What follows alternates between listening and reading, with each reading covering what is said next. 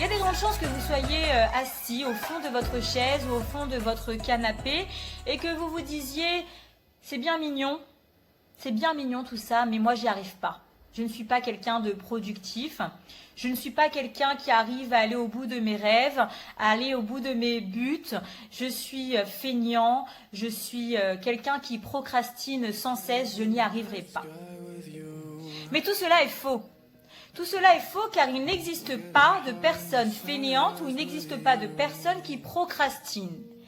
Et la preuve en est, c'est que si vous décidez que vous avez envie de réaliser telle ou telle chose, si c'est une chose que vous avez réellement envie de faire, si c'est quelque chose pour laquelle vous avez une flamme particulière, je peux vous assurer que ni vous serez feignant, ni vous procrastinerez.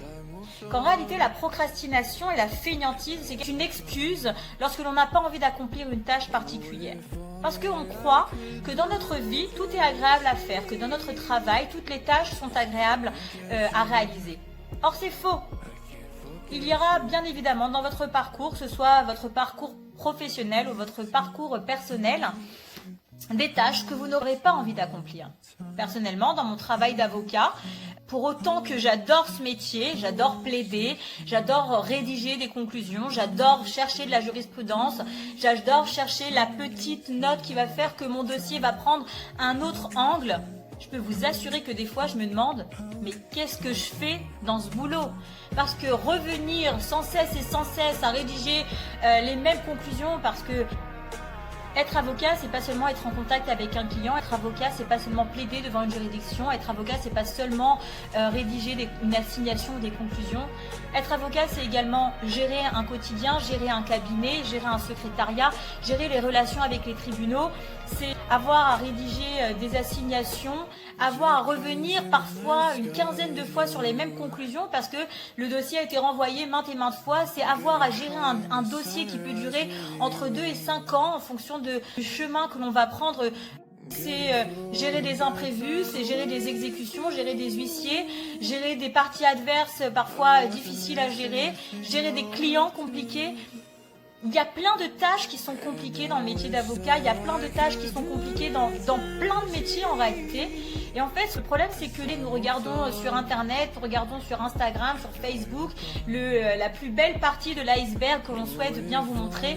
Mais il faut savoir que ces personnes-là, en tout cas les personnes qui réussissent, ne sont pas arrivées en haut de leur empire comme ça du jour au lendemain. Ce qui est intéressant, c'est ne pas de regarder le résultat. Ce qui est intéressant, c'est de connaître le cheminement, de savoir comment ces personnes sont arrivées à ce but, à la réalisation de certains rêves. Ce qui est intéressant, c'est de voir des personnes qui sont arrivées au bout du chemin. C'est ça qui est intéressant, parce que c'est en regardant le cheminement, le chemin qui a été réalisé, que l'on peut finalement retrouver de l'espoir lorsque l'on n'en a plus, retrouver de l'espoir lorsqu'on pense que tout est terminé, et retrouver de l'espoir quand on pense que finalement, cette activité n'est pas la nôtre, cette activité n'est pas bonne pour nous.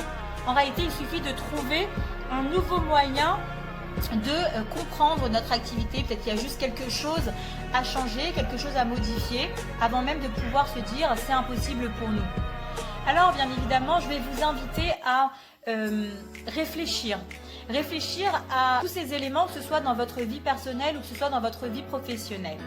Est-ce que finalement, les difficultés que vous rencontrez, ce ne sont pas juste des couleuvres à avaler de temps en temps, ce ne sont pas juste des choses qu'on va dire, voilà, on est obligé de les faire pour que finalement on puisse bénéficier et profiter des belles choses que l'on peut découvrir dans notre métier, dans notre activité, dans notre vie de famille, dans notre vie de couple.